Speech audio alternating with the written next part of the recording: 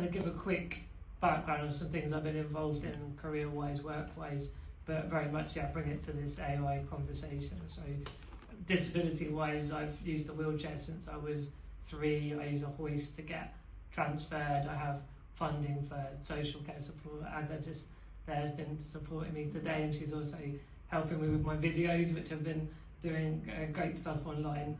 But that obviously, that background of being disabled has shaped a lot of the work I've gone on to do. My first job out of uni was at Scope, the disability charity. So there was a lot for me, I suppose, around disability rights, disability inclusion. And then really I've always been very entrepreneurial. So I left to start a magazine with my friend called Shrin. Be interested, does anyone here remember Disability Horizons? Hands up if you remember. Any hands? No? Well, we used to tread the boards around the mobility companies. I mean, obviously Horizons was very much articles by the community, for the community, but we did a lot of work with NADEX, who I know are here today, and we had some sponsorship with some of the mobility brands. But we sort of found that, and we were chatting to Steve before, a bit of maybe an echo chamber is probably the right word, that there was a lot of bridging around disability. So how to get big mainstream brands to understand the benefit, how to get government to think differently about disability. And so whilst Horizons was fantastic, we wanted to bridge to these other places. So we started a travel website called Accommable. We scaled that up and sold it to Airbnb. So that was one of those first kind of disability founder successes in terms of mine and Shrin's generation, I would say. And then 6 years ago, almost to the day, I'm now the founder CEO of Purple Goat. We're an influencer marketing agency. I know there was a session earlier on marketing, so I'll try not to repeat some of the sentiments, maybe reinforce some of the sentiments that we spoke about earlier. But I think what I'm sort of bringing it to the chat now, I found that the AI tools that we've been hearing of everywhere the last sort of 2, 3, 4 years, they've helped me with my disability, my dexterity difficulties to be a lot more productive. So there's that lived experience of using AI. Running a company, we're doing multi-million revenue, working with big consumer brands.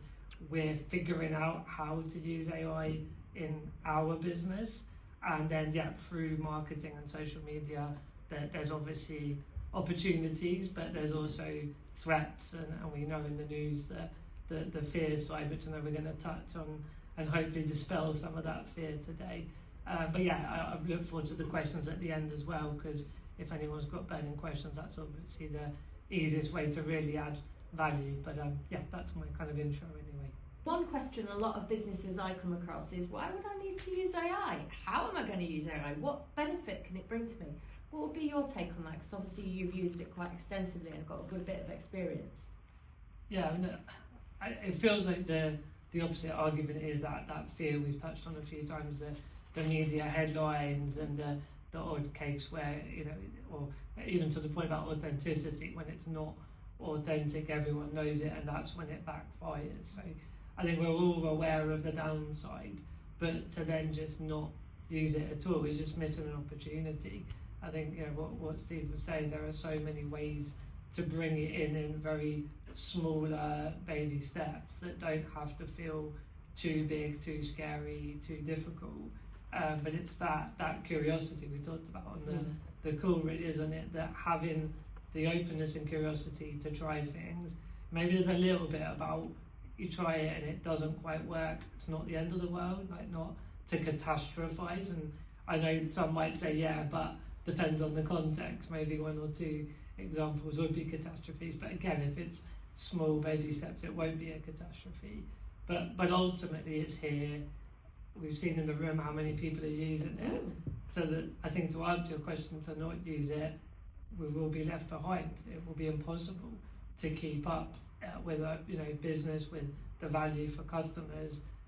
So again, it's not to do the opposite version of scaring people to use it, but it's a fact that it's a tool that, used the right way, a lot of good can come from it. If it's about insights and listening to what customers want, we can all have our own opinion, and it's good to be self-aware of what I believe, what we all believe about AI, but ultimately everyone's going to have a different relationship and interaction with AI in different contexts of life. And so to the point earlier of Alistair, like some will just do the weekly shop with that quick command, and some will want to go out to the shop and do it, and that's their individual choice.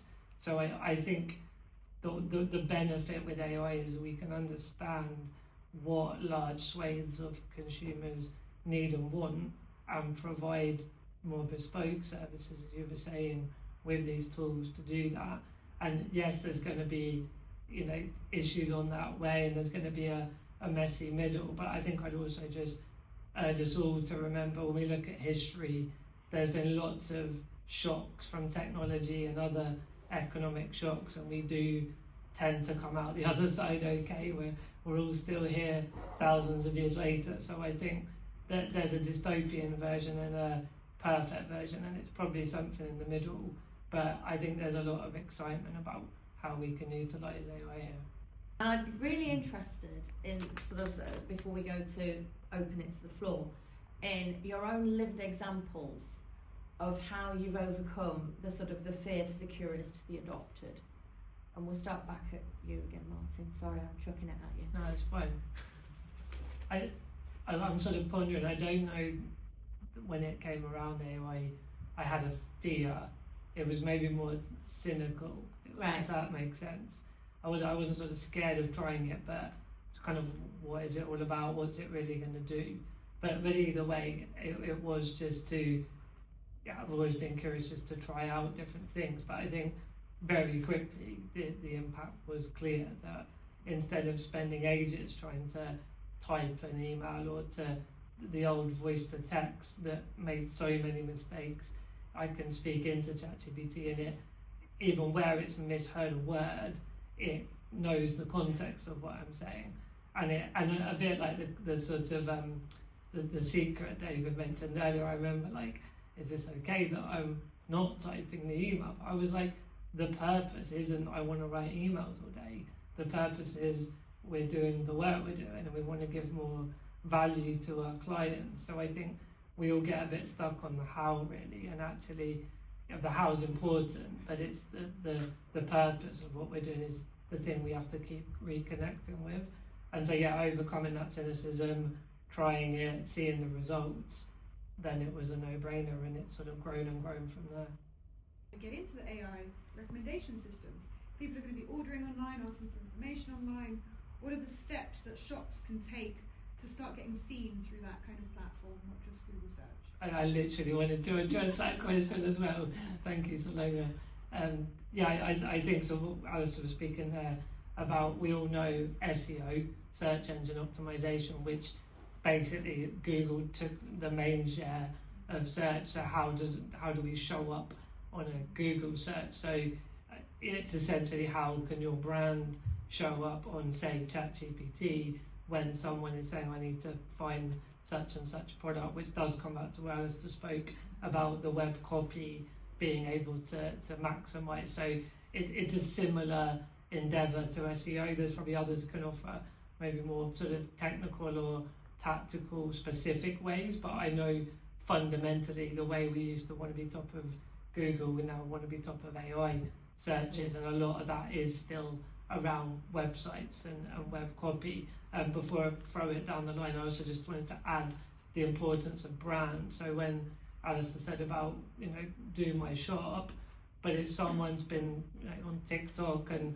there's a brand they just love, or back to the leisure thing, you go to the local high street and you have come to just love going and hanging out once a week, and with that retailer, the brand is what's going to be the winning differential. Because going back to that, actually, you would say buy from, say, Tesco, not buy my shop, but you would specify the brand you love. So the two separate points, but marketing related. Taking away that, I say excuse is a bit of a loaded term, but we all know it can feel difficult to acquire lots of new skills. So if someone said, how did you paid media with like Meta paid, you could spend a long while trawling through YouTube videos, or you obviously try and get someone in to help. you can ask AI now, and it will tell you how to do it. So I was trying to figure out how to do an automated sequence at MailChimp, which I'd never known how to do, but I asked ChatGPT and it took me step by step through it. So anything we don't know how to do, it can tell us as well. For time-stretched retailers, where is the single biggest area that you believe AI can give back time without affecting the quality of service? I'm going to say marketing, I know. Of course you are. But yeah, no, genuinely, I think, I mean, yeah, it's across all the different parts of the business, but I've seen how it can automate marketing, but also let you lean into the human people side more so as well. So I say marketing.